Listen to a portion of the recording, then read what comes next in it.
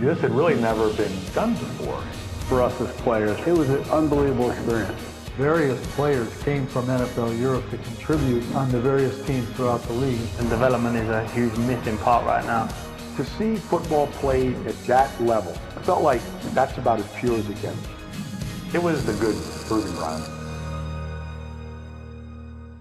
Welcome to the NFL's international home, London's Wembley Stadium. Now, the old version of this venue played host to the London Monarchs, one of the founder teams of NFL Europe, a league that certainly made its mark in pro football history. This is the story of NFL Europe from its beginnings in 1991. Tonight is truly an historic event in sports. An inaugural season which saw the London Monarchs host and win the very first World Bowl. The entire UK has just adopted us, and it feels so good. And there's not a man on that sideline that didn't think this is the biggest day of their life. Don't get no better than this, baby! When you want to bring in a new game to a country, it's going to take 20 years. You can look around and see that various players came from NFL Europe to contribute on the various teams throughout the league. To this day, James Harrison still carries a Rhein Fire bag around as a reminder of where he started. Just love my experience here in Europe. I think it was so vital for my career. They wanted the feel of a true tailgate of an American football game, and they brought their own passion and their own individuality to it. Through to a bitter end which disappointed thousands of fans across Europe, but also served as a gateway to the regular season games we see in London today. It was emotional. Felt bad that something that they really enjoyed was taken away. NFL Europe began life as the World League of American Football in 1991 as the NFL sought to bring their game global with a particular emphasis on Europe. That bold move saw the formation of the Barcelona Dragons, the Frankfurt Galaxy, and of course our very own London Monarchs. There was very much a marketing element to this brave structure and this brave venture, but it was also about finding players, and this league produced a lot of great players. The league began as a cross-continent tournament with 6 teams in the United States, 1 in Canada and 3 in Europe, split into 3 conferences, North American West, East and Europe. 10 teams formed the World League of American Football. Now, the formation of 3 new American football franchises in Europe was always going to be a challenge. The teams didn't just need players, they needed coaches, support staff, practice facilities, and of course, stadiums. I got a call from somebody at the NFL office, and of course I had played for 5 years in the league, had retired, finished law school and was working, right, 9 to 5 sort of thing. Got a call from somebody who and said, hey, this league is starting, would you have an interest? And we know you've got real sort of background with the German language in Germany, and you were born there, right, Oliver? I said, no, I was born in Cleveland. You married a German girl? I said, no, my wife's from Houston. But my mother is German. They got all the facts wrong, but sort of the right direction, which is probably typical of the things we did over in Europe. Noch ein Sondergast, another special guest. There was relatively little time to put all the logistics together, to find an office space, do a stadium lease, find practice facilities, hire coaches, get those coaches organized, with a football staff. And this had really never been done before. And, we could not assume anything. We couldn't assume, for example, that stadium personnel knew how to line a field or where to put the goalposts. Football is maybe more than any other sport a game of logistics, and that includes during the week, right? It's not just game day, but during the week. Each team in the World League of American Football played 10 regular season games. The 3 conference winners advanced to the playoffs, and the next best record wild card team made it to the playoffs. In this league, every single contest mattered, not least the opening game in Frankfurt, Germany. The vast majority of Germans had no interest in American football. It wasn't part of their culture, they never played it. So we realized that our opportunity in Frankfurt, at least, was to have sport, but also have a lot of fun. Just put on an event. Opening game, we were focused on getting it as right as we possibly could, and we did. We had a pretty good crowd, and it was, I think, a fairly entertaining game between the Monarchs and the Galaxy. Tonight is truly an historic event in sports. The World League of American Football will play for the first time.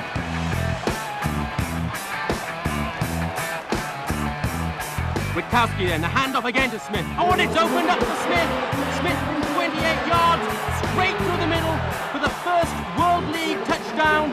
touchdown of the World League. I love it. I love it. I made history. This Gelbaugh inside his own end zone, and he's aiming for John Horton. Horton, and he's away from his marker. His marker stumbled, and this boy Horton can climb. They will not catch him from there. And it's a reverse, and it's to Dana Brinson. And Brinson trying to get round the back, and he's into the end zone. A third touchdown of the night for the Monarchs. A first in the World League for Dana Brinson. And it's time to celebrate, because that will surely put the result beyond any doubt. The loss in the opening game was just the start of the journey for the Frankfurt Galaxy, because game 2 for them presented the kind of logistical nightmare typical of a transatlantic startup league.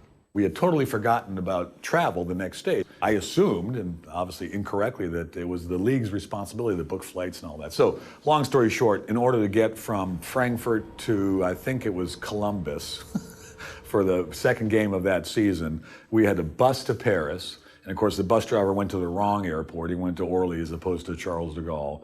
You know, we had to put the guys up in a hotel, and Jack Elway, our head coach's credit card wouldn't work. I guess he overspent his limit, you know, and then we finally get, you know, on the flight to the U.S., but had to fly to Atlanta, obviously, right, because Delta was our partner, and then, you know, we'd somehow make it up to Columbus. And it was about a 4-day sort of trip, right, for these guys, and a couple of them, you know, had basically threatened to quit because the logistics really weren't very intelligent, weren't working out very well. There's a zillion stories like that. Getting stuck in traffic, being late for games, those sorts of things that you look back on them and they're funny a little bit, but of course, as you were going through them, they were major catastrophes or major crises. But you also realize how quickly, you know, people can be taught sort of the needs, requirements of, you know, of an American football team. But it was as I look back on it, an exhilarating time. But I think when I was going through it, in some cases, it was a terrifying time. Yes, those kind of logistical challenges ran throughout the existence of NFL Europe. There were the famous short end zones at White Hart Lane, a game between Amsterdam and Scotland where the teams could only play in one direction. And of course, these challenges were exacerbated in year 1. It was a real challenge for the head coaches and the general managers, but not for the players. They were having a blast, particularly those on the London Monarchs who were soaking up the British culture.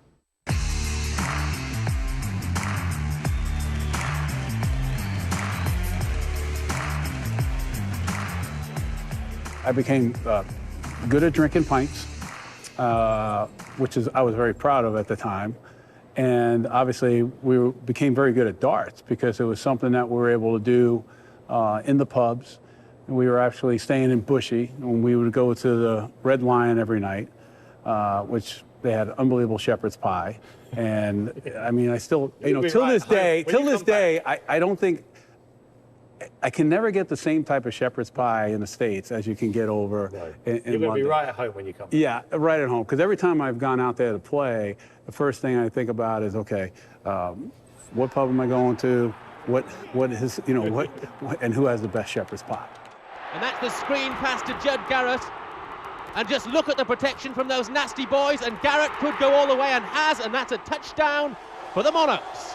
Those other guys, you know, took up a lot of the attention, rightfully so. I mean, had probably one of the best offensive lines in the league. John Horton was obviously a great player. Stan Gelbaugh was unbelievable that year. We had a premier defense as well, so there was a lot of great players, a lot of personality, you know, to go around, and I just sort of tried to fit in and help out the best I could. It was an honor to play in Wembley Stadium. It was a great atmosphere. The fans were always into it. They were cheering. They knew when to cheer, when not to cheer, which was good, and it was just a great experience for me. While the idea of a professional American football team in the UK was still a new one, London really got behind the Monarchs in 1991, both in terms of the fan support here at the old Wembley Stadium and in terms of the national media. Covering the Monarchs in '91 was probably the most fun I've had in my career as a journalist. Some great moments, you know, on the road with them. I remember, you know, a training session watching the Monarchs in New York, and the New Jersey Knights general manager sent his helicopter over the field and was spying. And then I remember the semi-final also in New York, where a whole bunch of us got the no cheering in the press box warning because we were kind of shouting our heads off when the Monarchs were coming back from 17-0 down to win. So it was a huge amount of fun. Yes, the Monarchs came from behind to book their place in the first ever World Bowl, which was against another of the European teams, the Barcelona Dragons. I was sat in the end zone that day. Turned out to be a magical one for British American football fans. This is what it's all about, baby. Don't get no better than this, baby. Yeah, yeah, yeah. Gelbaugh going long for Horton. Friars there. Horton takes it away from him. John Horton headed for the end zone in the first touchdown of the World Bowl. 59 yards.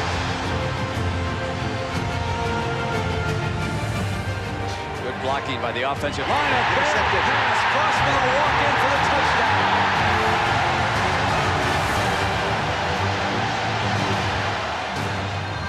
Gelbaugh, touchdown, Garrett.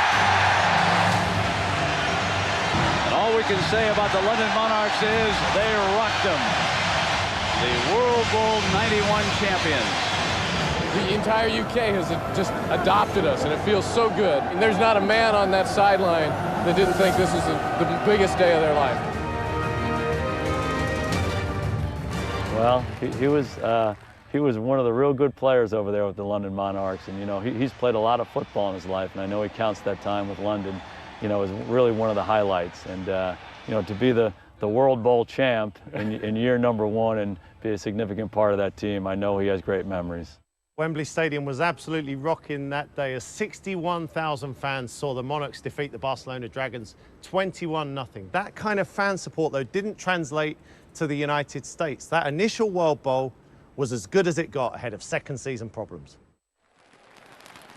The Monarchs were getting crowds of 40, 50,000 at Wembley. We kind of knew that a lot of them were very cheap tickets, kind of promotional giveaway stuff, but we kind of didn't make too big a deal about that. But then in the second year, you could see the crowds were dropping, and I think by the time '92 season finished, we were getting a sense that something wasn't right, and we knew that it hadn't been successful in North America, and that there was probably going to be some changes on the way. The 3 European clubs in those first 2 years, did relatively well. I think we sort of met expectations in terms of, creating that vibe and that buzz, selling tickets, some of the more objective metrics. And clearly, World Bowl 1, I guess we called it back then. Was in London, great event. The Monarchs were riding high, and that was much different than the situation, I think, in the U.S. where it just didn't catch fire, anywhere, quite honestly. So no surprise in the sense that the league was suspended. So after 2 incident-packed years, the league was suspended. When we come back, we'll talk of its return as an all-European affair and of the recruitment of one of the best-known players in NFL history. Who's the most recognisable NFL player to people in England? We're going to get him to play for the London Monarchs. William was, it was a character. I remember one time we got fined. There was about 15, 20 of us got fined, and he paid the fine for us.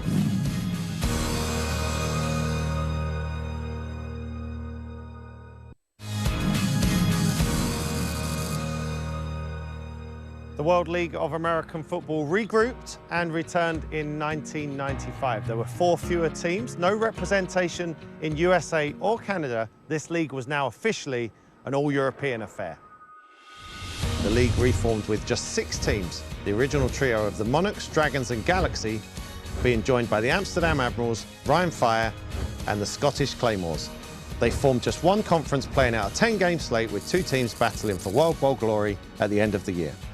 This reinvention removed the added logistics of transatlantic travel and put another team in the ever-growing German market. I thought when it came back, I thought that it really had a real chance. Paul Tagliabue was a commissioner then. He always said that when you want to bring in a new game to a countries, it's going to take a full generation. It's going to take 20 years. That was his 20 years to really, without pulling up the stakes, 20 years to really settle in, grow grassroots, develop a fan base. And I really felt like when they came back as NFL Europe, I thought that they were really on that path. It was a little bit of a different feel when we came back because it was an all-European league. I'm not sure if that had any sort of effect on the quality of play, to be honest, because as we came back, we also sort of opened up that whole avenue of NFL player allocations, right? It just depended on the teams. Some teams, like Kansas City and Denver, they just jumped out at me, but they really benefited. You know, I mean, they did the right things. But they had really strong ties to the NFL Europe in the program. And, you know, if they had a player make a position switch, you know, let's put them in a program. Let's send them over there. Let's let them play. Bring them back. If we have to send them again, let's send them again. You know, and they got a lot of productive players out of it. He's hit. James Harrison stripped it. To this day, James Harrison still carries a Rhein Fire bag around. You know, I mean, through his Hall of Fame career with the Pittsburgh Steelers, Cincinnati, whatnot, as a reminder of where he started, that the Baltimore Ravens sent him over to the, he only played 3 or 4 games for the Rhein Fire, but like he never forgot that. James Harrison wasn't the only player success story. Jake Delhomme, Adam Vinatieri, and Hall of Fame quarterback Kurt Warner all saw their NFL journeys make stops in Europe. Couldn't ask for a better script. Let's go win it right now.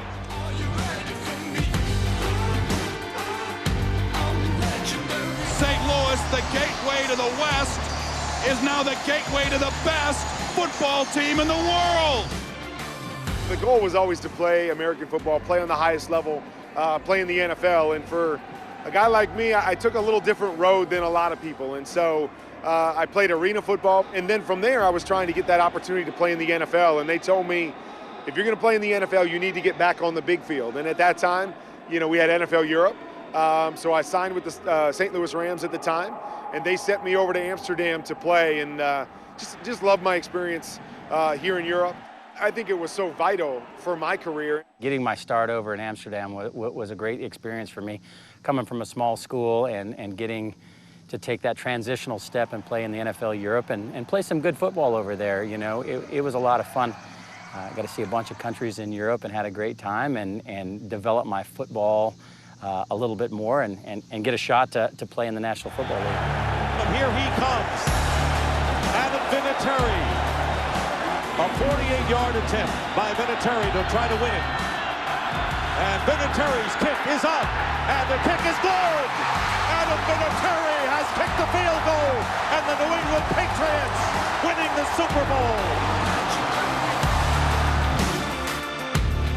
No one has scored more points in the history of the NFL than Adam Vinatieri. This ball goes to the greatest of all time.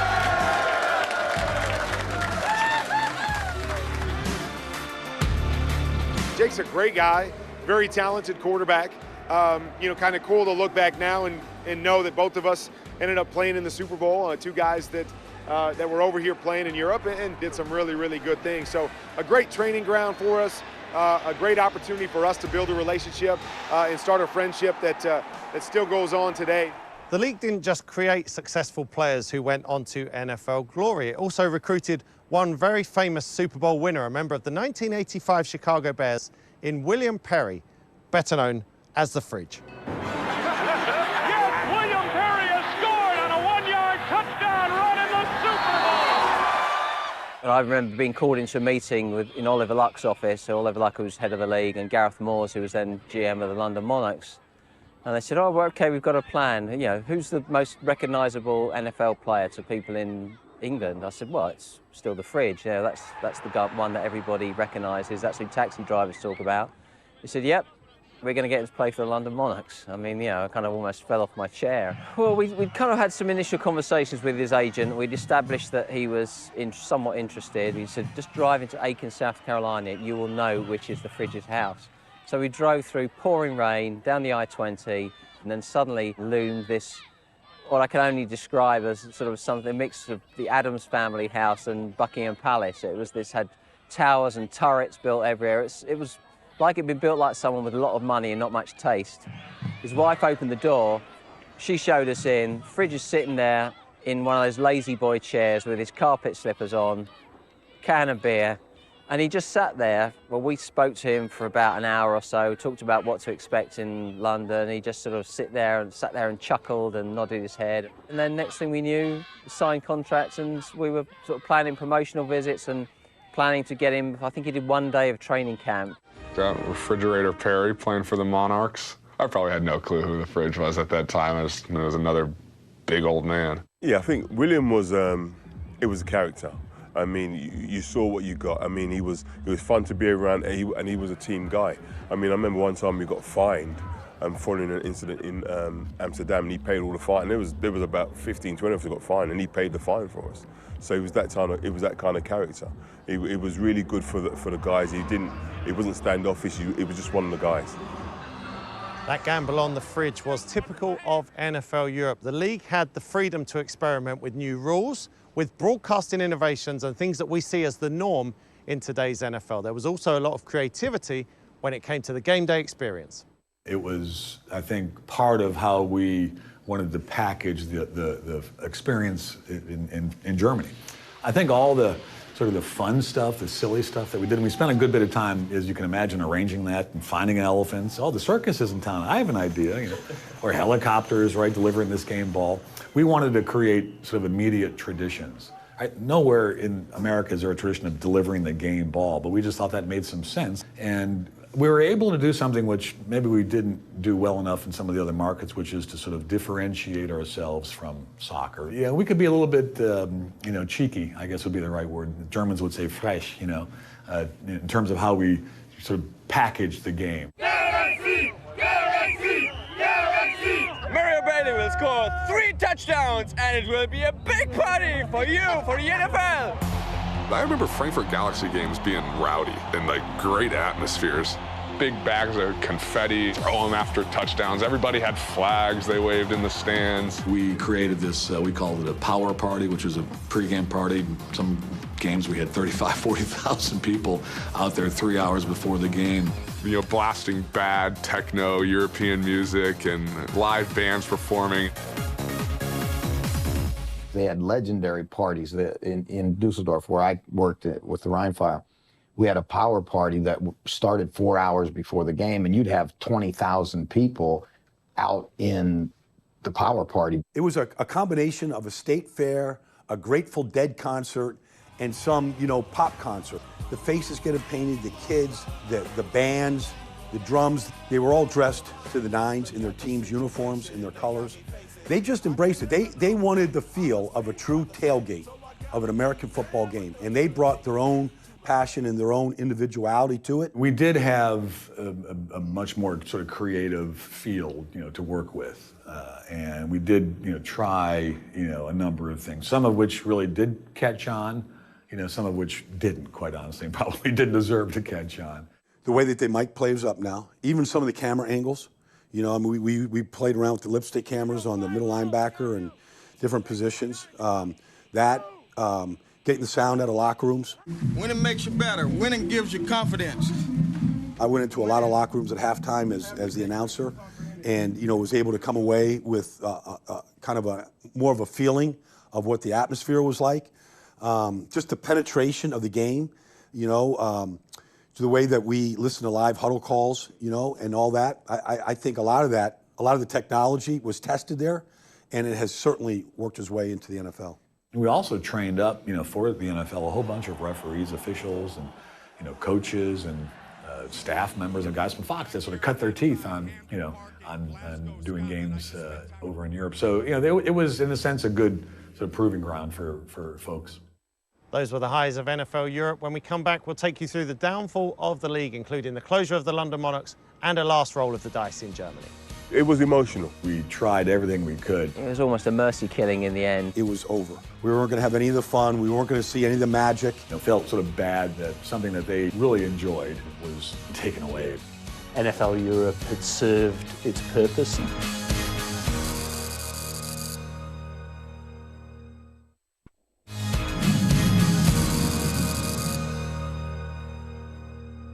(1998) resulted in significant rebranding. The World League became known as NFL Europe. The London Monarchs became the England Monarchs, playing games in Birmingham and Bristol, as well as here in the capital. It was a last-ditch attempt to boost waning support, and it failed. It was emotional. It was emotional because one, it's the history, it's part of my history. Two, I was working for them, and you always wonder what's next around the corner. And I remember the office just being in shock.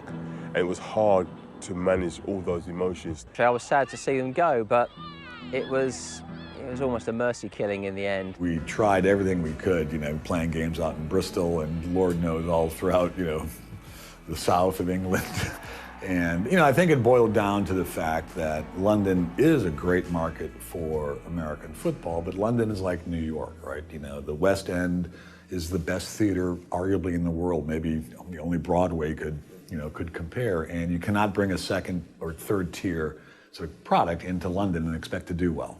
I think we kind of felt like we tried everything. And against that, you had the sense that Germany was where the league was doing well, and why not put an additional team in Germany and see if we could kind of stretch the interest there even further. I think the term mercy killing is probably accurate. So the closure of the England Monarchs resulted in the addition of the Berlin Thunder, but the relocations didn't end there. The Barcelona Dragons were gone by the end of the 2003 campaign to be replaced by the Cologne Centurions. A year later, the Scottish Claymores fell on their sword, making way for another German squad in the Hamburg Sea Devils. It was really smart from a business standpoint because, there was an incredible appetite for American football in Germany at that time, and it fits the German psyche. They like the pageantry of American football and the whole thing around the game, and they have a very vibrant game going on in Germany. Well, they had great attendance. They had great fan participation. At Hamburg, I think the first year we started, we had maybe like 20,000 people at the game, and by the last year, we would have like regular 40,000 people at the game, and when we played in Frankfurt, it'd be like 55,000 people at those games. It was huge. The World Bowls, the big games that were played, in Waldstadion and, in Dusseldorf and, and to some degrees even in historical Berlin, and to see them, even out at Olympic Stadium in the history that surrounded that, those were some really big days for us. Being there, being in those cities, being in those stadiums, it had all the juice of, it felt more like an SEC game on a Saturday night than did even NFL games for us. There's no doubt NFL Europe was hugely popular in Germany, but it required a significant financial investment, as some in the NFL questioned if it was the right international approach. The writing was on the wall for the league, and the catalyst for closure came with a change of NFL commissioner.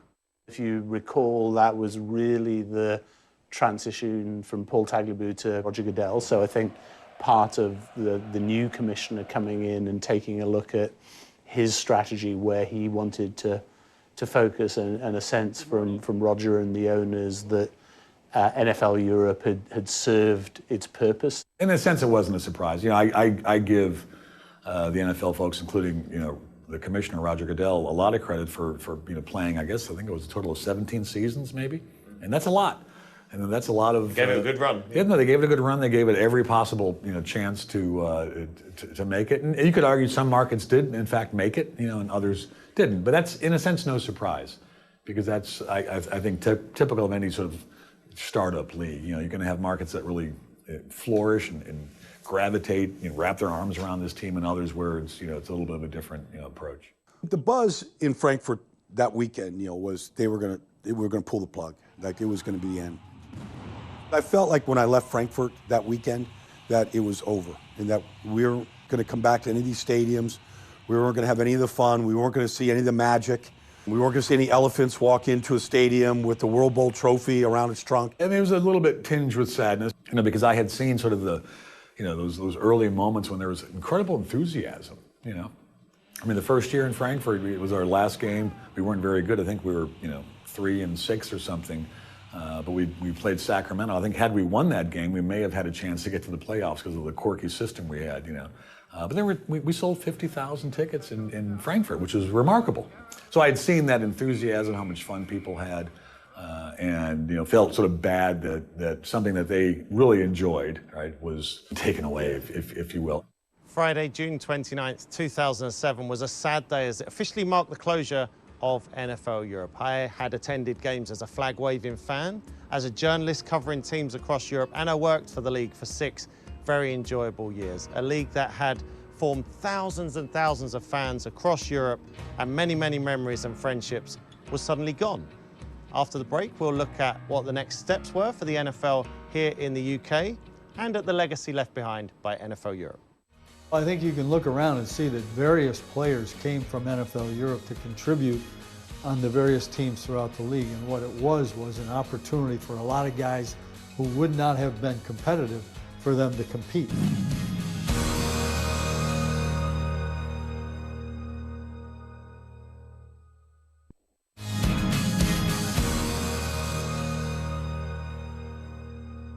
So NFL Europe had closed shop. It began back in 1991, spanned 2 continents, multiple countries, and created thousands of fans. But what kind of legacy was it leaving behind?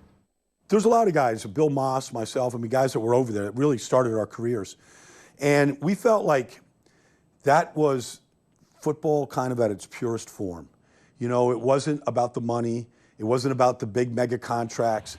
It was, you know, to watch practice on some of the fields and conditions and a lot of rain in Europe in the spring, to see football played at that level, I felt like that's about as pure as it gets. Everyone involved in NFL Europe, from staff to media, players to fans, has very fond memories. But was the league a success? Where the real success came was in areas where they really didn't know what they were going to get. International player development is one. Kurt Warner's the story everybody knows, but he obviously, because he's a Hall of Famer.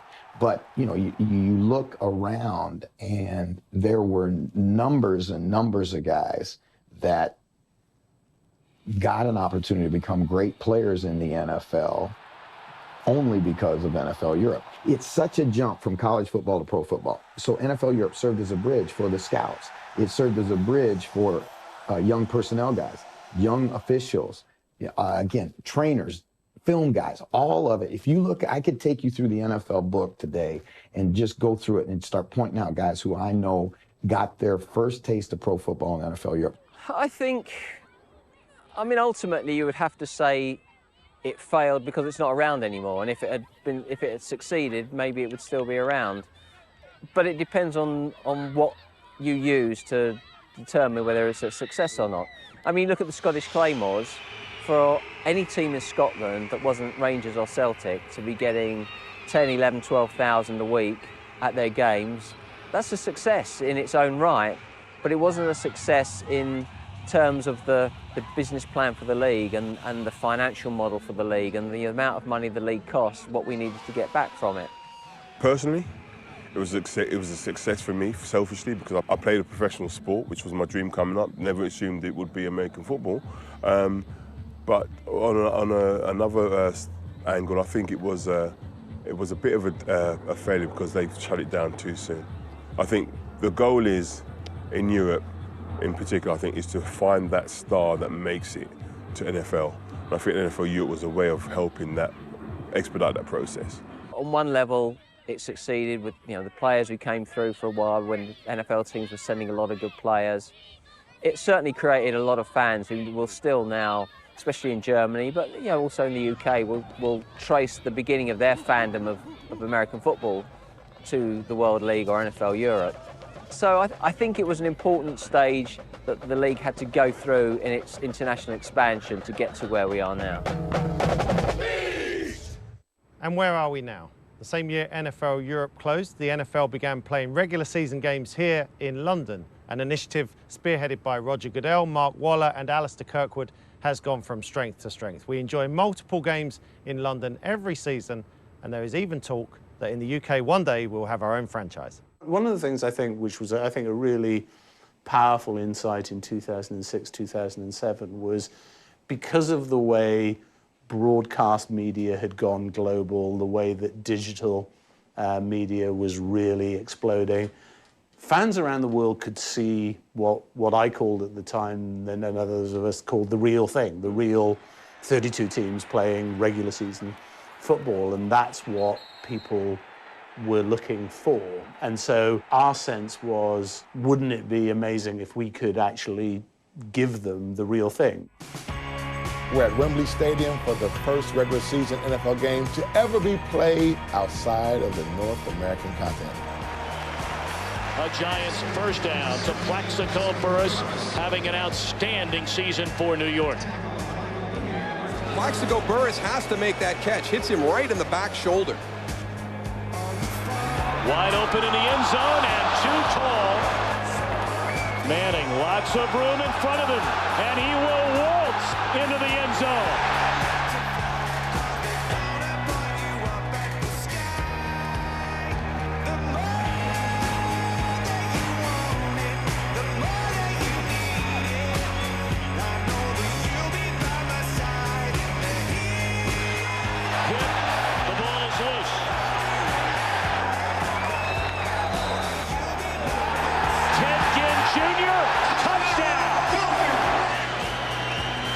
That's going to tie a ribbon around this first ever jaunt for the National Football League in a regular season game off the North American continent. I was in Wembley 2 years ago for the Redskins in Cincinnati, and it was an unbelievable scene.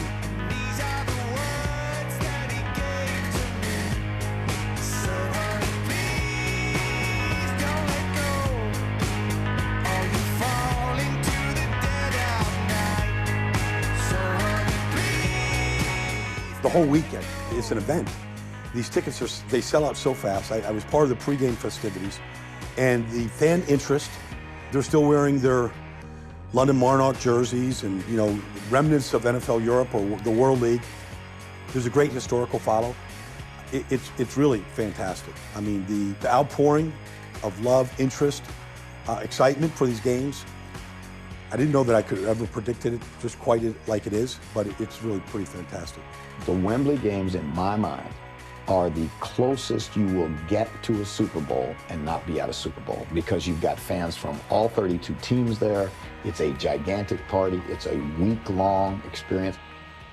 I believe that the goal is grow the popularity to a place where, if ownership wants it, the market can sustain its own team, its own franchise, and that would be the best way to engage fans. We are evaluating it, and we are seriously considering it. We see the benefits of doing it. I would expect a decision will happen pretty soon, but we want to continue to be very aggressive here, to bring our game here and allow the fans to engage deeper and longer here in the UK.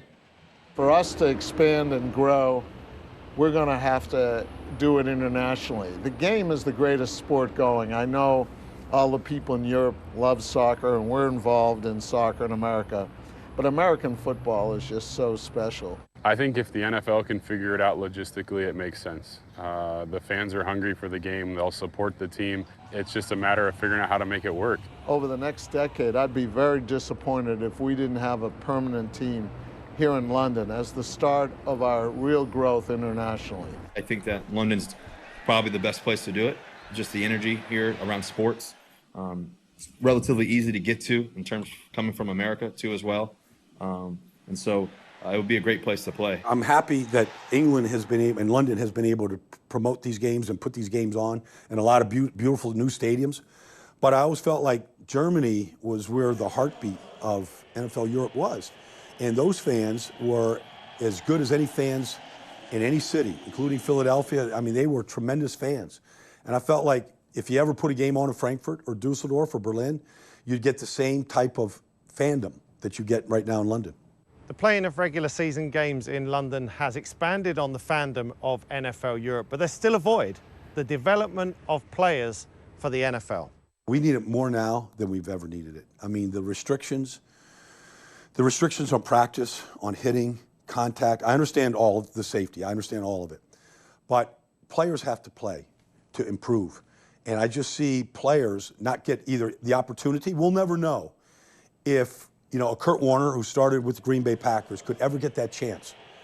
And if he could someday end up in Canton. We may never see that opportunity for a player like that again. Well, I think you can look around and see that various players came from NFL Europe to contribute on the various teams throughout the league. And what it was an opportunity for a lot of guys who would not have been competitive for them to compete. It's kind of like where we are in the league right now, quite frankly.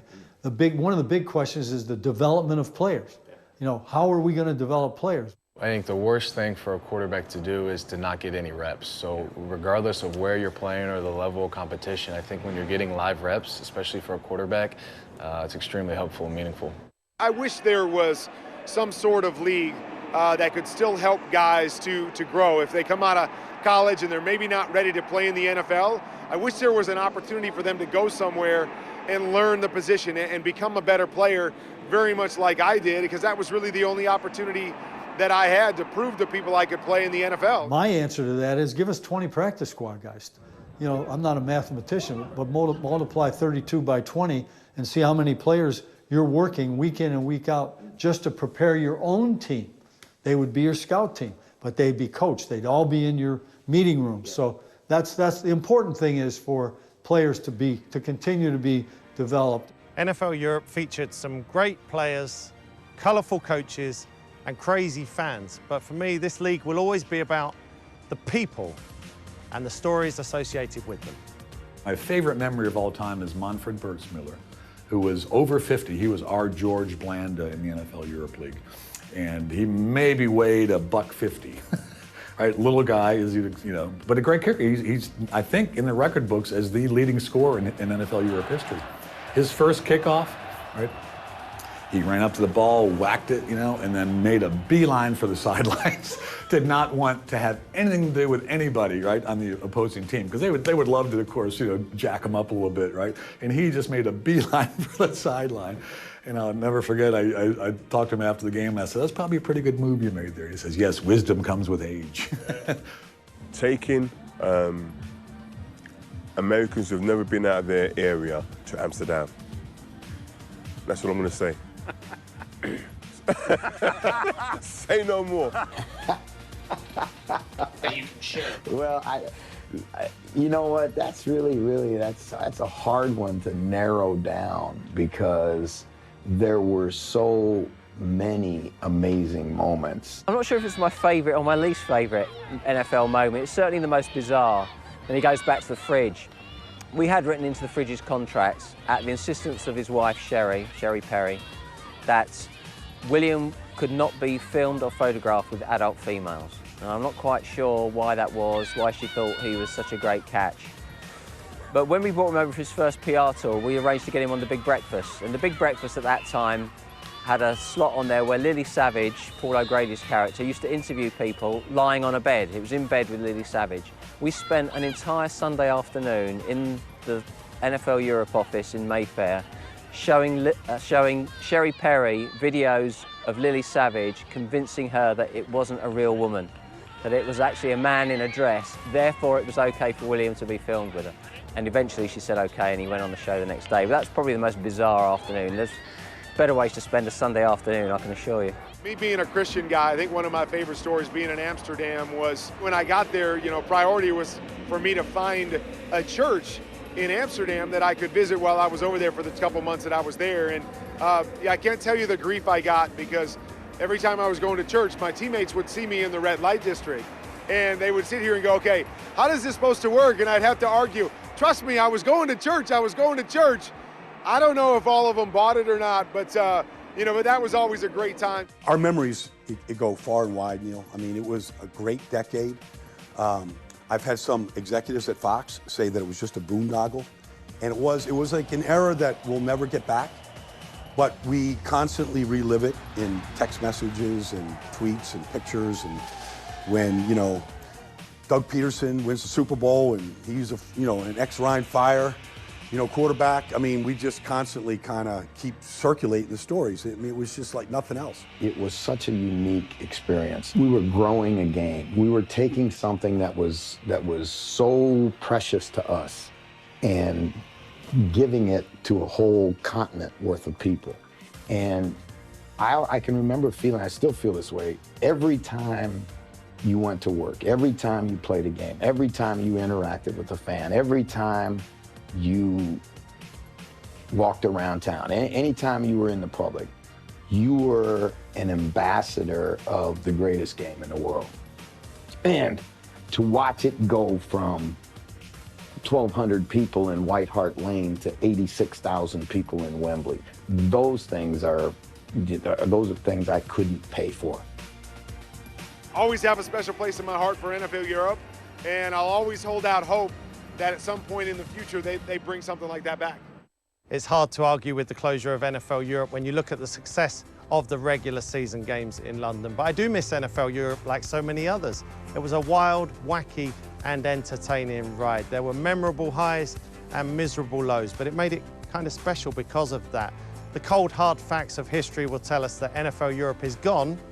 Our hearts will say it should never be forgotten.